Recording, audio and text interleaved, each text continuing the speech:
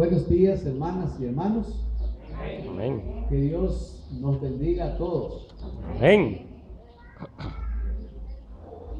Primera vez que les visito acá en Tipitapa Centro, yo creo que ya era hora. Amén. Entonces, muchas gracias por la invitación. En realidad me siento contento porque algunos de ustedes ya les conozco.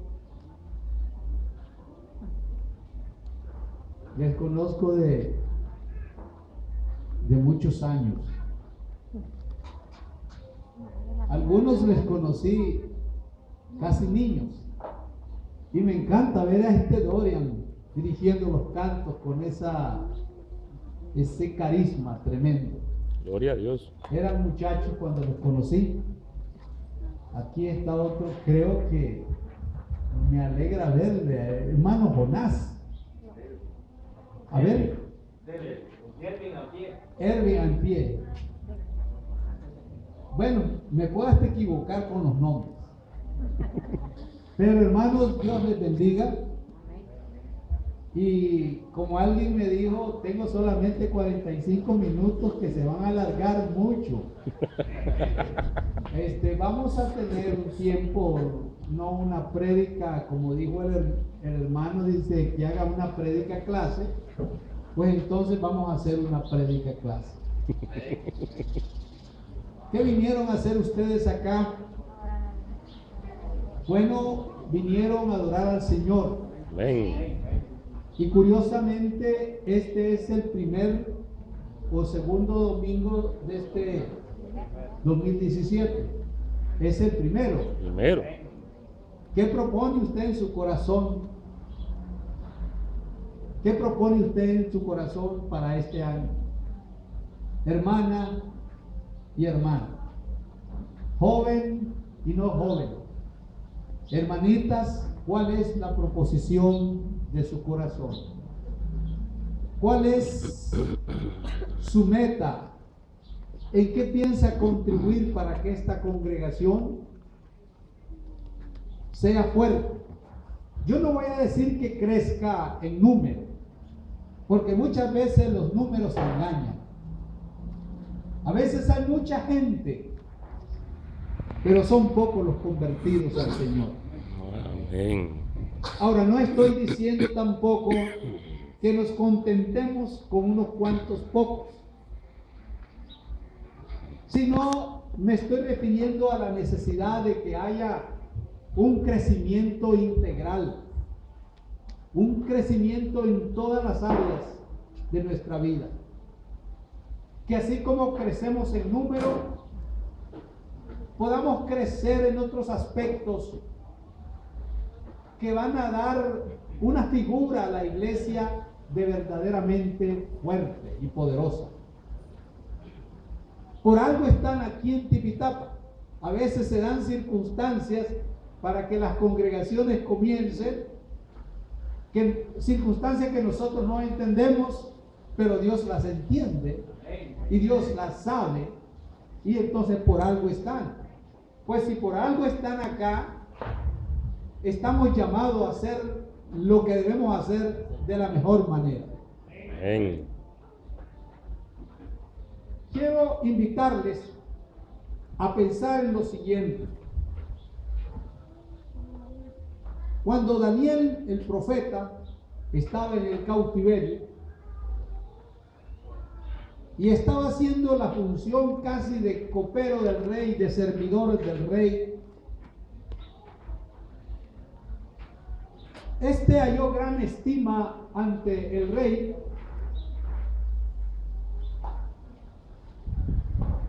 y uno de esos días Daniel tomó una decisión, dice,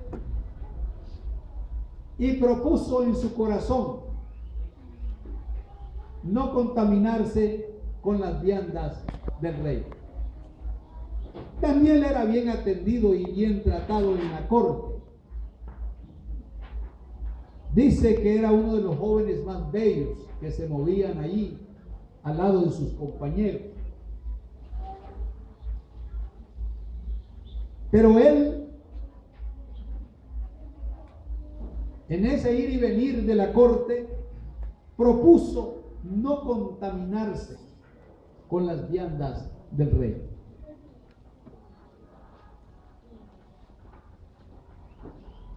Y él decidió comer lo que a él siempre le había hecho bien.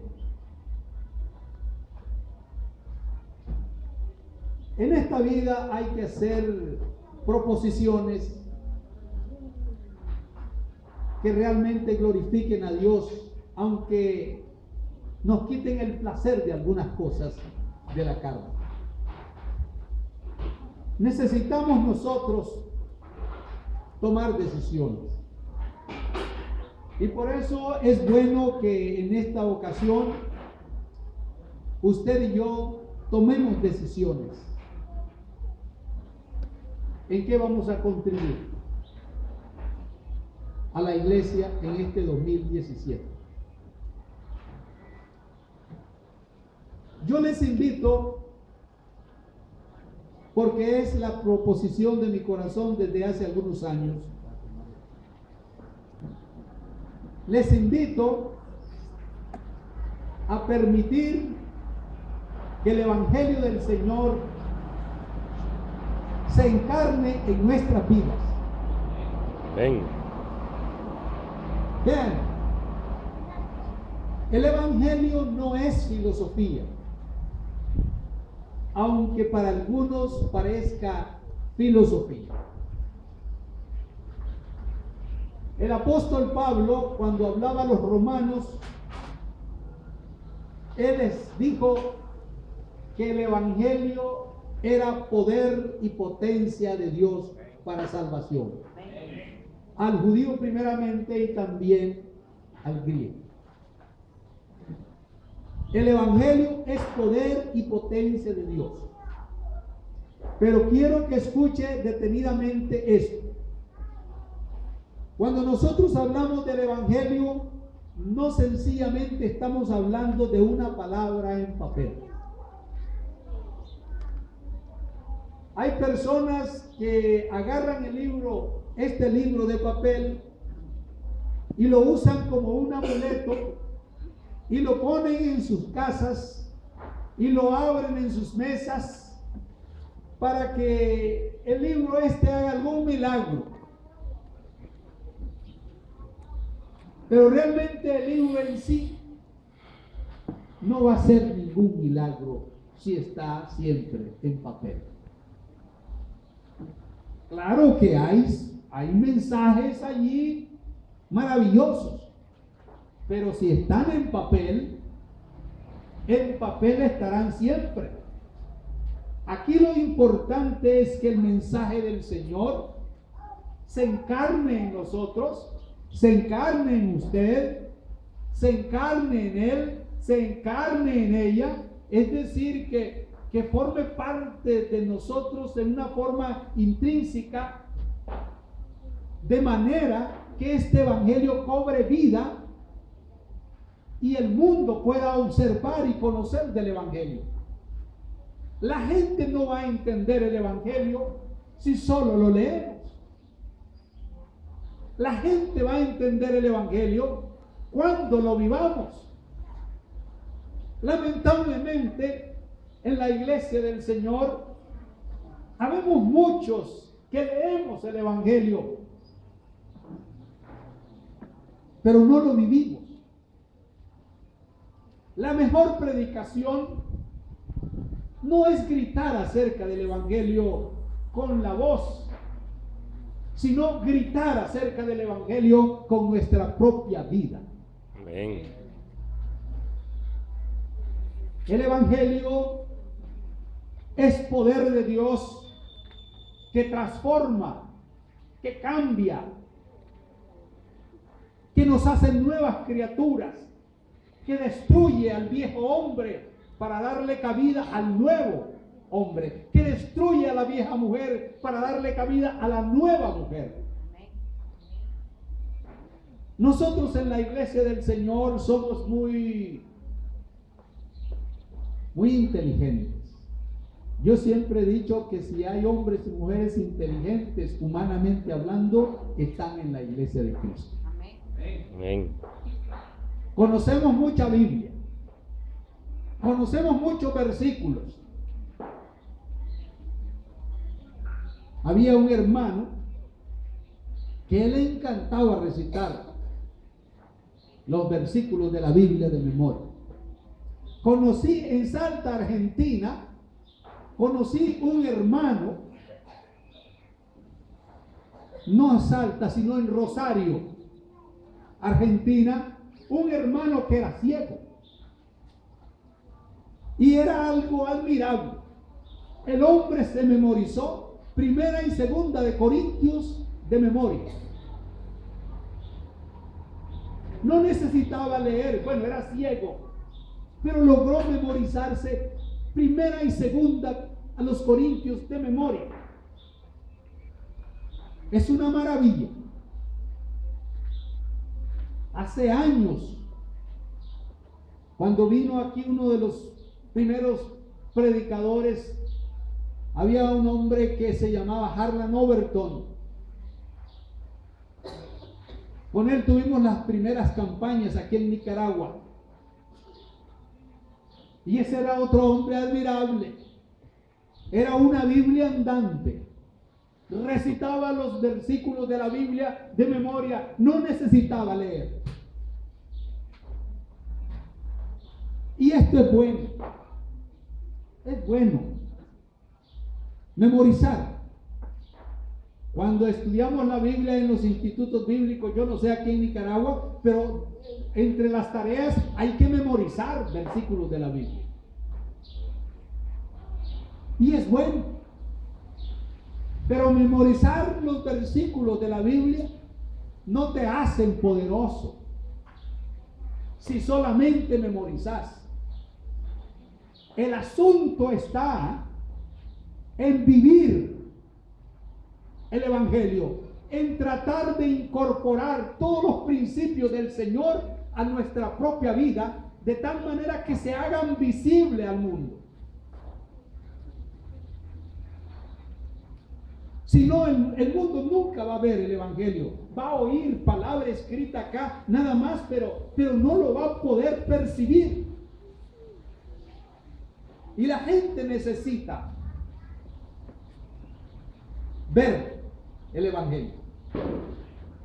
¿De qué color es el Evangelio? ¿De qué tamaño es el Evangelio? ¿Cuál es la forma definida del Evangelio? Tenemos que hacer lo que hizo el Señor Jesucristo. Dice la Escritura, el Evangelio de Juan, dice, a Dios nadie le vio jamás. A Dios nadie le vio jamás, dice Juan. Porque Dios es espíritu. Y a Dios, como espíritu, nadie lo puede tocar. Pero dice en el capítulo 1 Juan, dice que aunque nadie lo vio jamás, el Hijo lo dio a conocer. Lo da a conocer. Y lo da a conocer con el propósito de que el mundo lo mire, lo pueda ver. Luego Jesucristo dice, el que me ha visto a mí, ha visto al Padre. Porque el Padre y yo somos una sola cosa. Amén. Entonces, el Evangelio necesita ser presentado al mundo. El mundo requiere ver los efectos del Evangelio.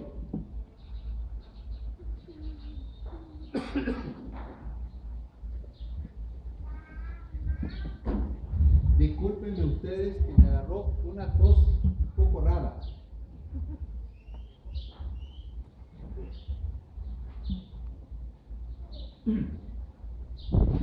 El mundo necesita ver los efectos del Evangelio.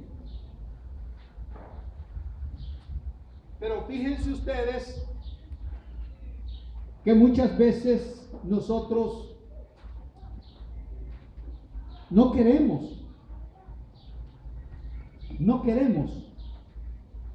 responsabilizarnos a que el Evangelio sea visto a través de nosotros. Y no estoy hablando de ser leído, es ser visto. ¿Se acuerdan ustedes en la oración de Jesucristo? Allá en el Evangelio de Juan, en el capítulo 17. Esa oración inolvidable, donde el Señor dijo: como tú me enviaste al mundo, así yo los he enviado al mundo. Y por ello yo me santifico a mí mismo, para que también ellos sean santificados en la verdad. Mas no ruego solamente por estos, sino también por los que han de creer en mí por la palabra de ellos, para que todos sean uno, como tú, oh Padre, en mí, y yo en ti, que también ellos sean uno en nosotros, para que el mundo crea que tú me enviaste. El mundo necesitaba creer que Cristo fue enviado. El mundo de los judíos necesitaba creer que Cristo fue enviado, que venía de Dios. Pero para eso el Señor Jesucristo tuvo que mostrarle al mundo las virtudes de Dios en él. Cristo tuvo que mostrar al mundo judío las virtudes de Dios. Mostró el rostro de Dios. Mostró los pies de Dios en él. Y esta es la responsabilidad nuestra ahora bajo el nuevo pacto, no al mundo judío, sino a todo el mundo. Mostrar a Cristo también. Amén. Mostrar el Evangelio en nosotros. Que las virtudes salgan de nosotros, que tomen vida. Pero a veces nosotros no queremos tomar la responsabilidad de que estas cosas salgan a flote. En una cierta ciudad, no voy a decir, en cierto país, hubo una gran división en la iglesia. Porque apareció un hermano diciendo que era posible ser perfecto. Entonces se levantaron por otro lado unos hermanos que decían que era imposible ser perfecto. Entonces en la iglesia habían unos que creían que se podía ser perfecto y otros que no creían en ser perfectos. Y oiga bien, ganaron los que decían que no se puede ser perfecto. Ganaron. ¿Y por qué ganaron? Porque nosotros a las grandes responsabilidades les tenemos miedo. Porque nos gusta, incluso a los predicadores nos gusta dar mensajes tembeleques, dar mensajes temerosos, gelatinosos. Muchas veces nuestros mensajes son de puro temblor. No queremos decir esos pecados, si se llaman pecado, es decir que es posible ser perfecto. Nos da miedo, porque sabemos que al bajar ahí Se van a acercar a nosotros, a reclamarnos. ¿Y no es usted el perfecto? Entonces de ahí que entre nosotros se dice, venimos a predicar y los hermanos dicen, hermanos, no se fije en mí, porque yo no soy perfecto. Fíjese en Cristo. Colosenses capítulo 3. Puesto los ojos en Cristo, dice, el autor y consumador de la vida. Y es cierto, ahí está ese pasaje, pero entonces evaden la responsabilidad de presentar la perfección de Cristo de alguna manera. Evaden esa responsabilidad y siempre están, pongan los ojos en Cristo, es decir, en mí no se fijen. A veces las hermanas y los hermanos tienen miedo de decir, por ejemplo, que son santos. Hermano, usted es santo. Usted verdaderamente es santo de acuerdo a la Biblia. Bueno, hermano, ahí estamos haciendo la lucha, hermano. Ahí vamos, poco a poco, pero ahí vamos. ¿Por qué poco a poco? ¿Por qué poco a poco? Hermano, si el Señor Jesucristo viniera hoy, usted sería salvo, que va al cielo. Y hay hermanos, no sé. Y hay uno lucha acá. Entonces, esas respuestas ambiguas prevalecen. Y ahí están nuestros jóvenes escuchando estos mensajes temerosos, miedosos. ¿Por qué? Porque los adultos no somos capaces de hablar con seguridad. De que si le dicen a usted que si el Señor viene hoy, usted puede con seguridad decir, yo voy al cielo con el Señor. ¿Usted es salvo? Sí, Señor, yo soy salvo. ¿Usted es santo? Sí, Señor, yo soy santo. ¿Usted es perfecto? Hermano Víctor, sí, Señor, yo soy perfecto. Y luego cuando me vaya allí van a andar vigilándome a ver a qué hora cometo un error. Hermano, ¿y no es usted perfecto? Capaz que me ponen por nombre perfecto. Porque no somos capaces, hermanos. No somos capaces de tomar esa responsabilidad y de hacer que el Evangelio se muestre en nosotros para que el mundo lo entienda, para que el mundo sepa que es posible la transformación de un hombre carnal a un hombre espiritual. Ahí está ese pasaje, capítulo 3. El apóstol Pablo hablando a los hermanos en la ciudad de Filipos, una bonita iglesia. La iglesia de Filipos era una bonita iglesia que tuvo un comienzo maravilloso. Y él les dice acerca de la perfección en el capítulo 3 y versículo 2. Hablando de esto, le dice, no que lo haya alcanzado ya, ni que ya sea perfecto,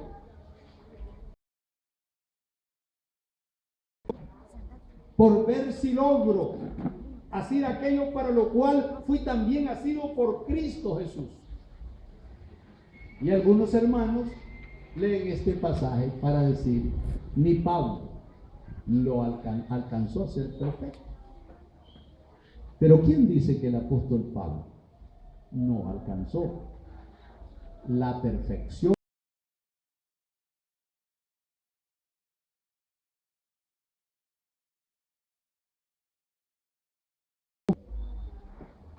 y que todavía no, pero lo estaba persiguiendo. Y todo aquel que persigue algo, lo logra así, a menos que vaya tras alguna ilusión.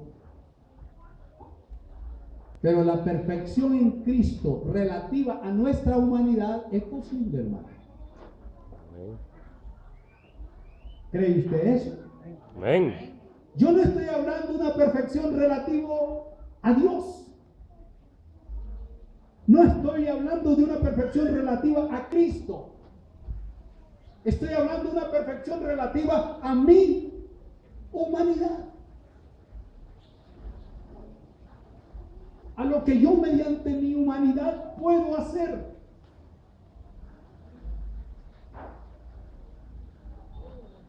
En Colosenses capítulo 4, versículo 12, surgen estas palabras que son maravillosas. Dice de que el apóstol Pablo les dice que ellos estén firmes y perfectos.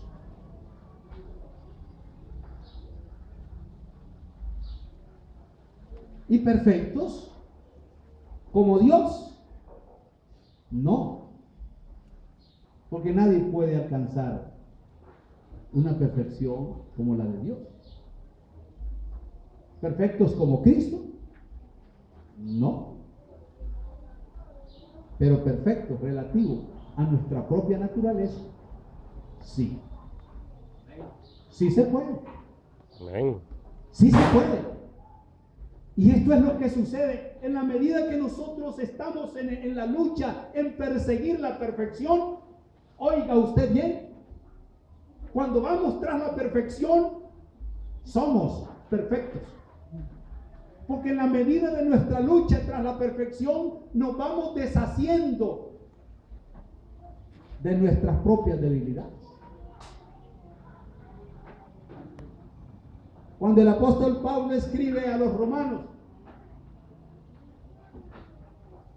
en el capítulo 8, versículo 1, vean ustedes esta clase de afirmación sin miedo. Sin miedo. Dice, ahora pues, oiga bien, dice, ahora pues, ninguna condenación hay para los que están en Cristo Jesús.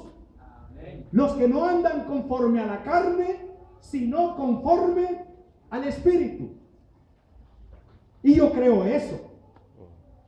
Dice, ninguna condenación. Bueno, vea usted. Si yo vivo en la práctica del pecado, no puedo decir eso que dijo Pablo. Pero si yo vivo luchando con mi mente clara, si yo vivo luchando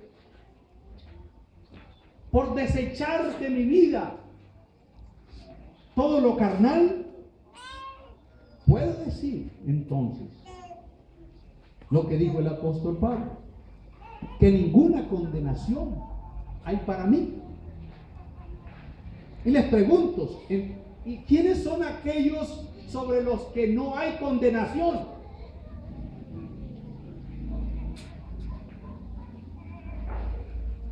¿Quiénes son estas personas sobre las cuales no hay condenación? ¿Sobre los pecadores o sobre los no pecadores?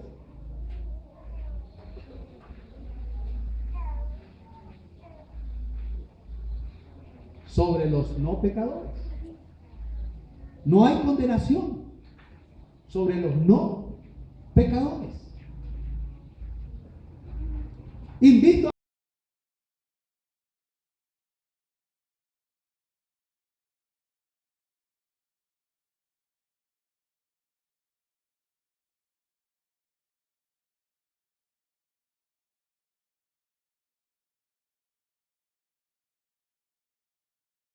de nuestro Señor Jesucristo. Amén. Esto es sencillo. Si yo tuviera aquí unos 15 predicadores, ahorita estarían dispuestos a crucificarme. ¿Y qué se cree este? Y ahí resulta que él no peca. Y ahí usted puede preguntar, hermano, ¿y usted peca?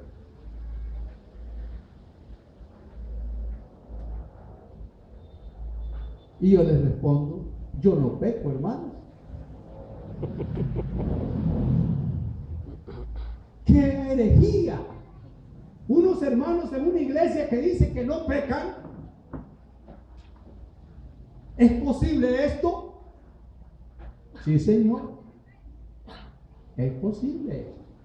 ¿Por qué? Porque el Espíritu lo dice a través de sus apóstoles. Lea usted en la primera carta de Juan, capítulo 3. Dice,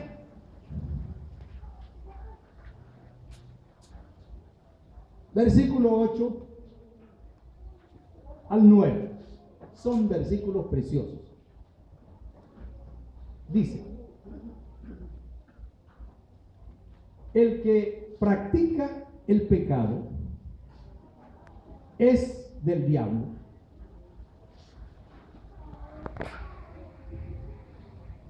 Voy a leer desde el versículo 6. Todo aquel que permanece en él, está leyendo, hermano. ¿Qué dice? Que el que permanece en él no peca. Pregunto yo, ¿Juan era mentiroso? ¿Era mentiroso Juan el apóstol? Él dice que el que permanece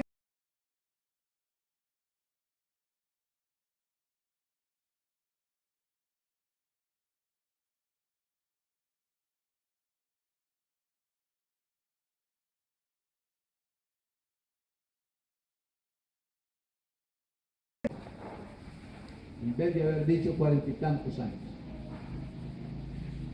Pero, ¿cuántos años tiene de estar en la iglesia del Señor? A mi hermano Dorian lo conozco desde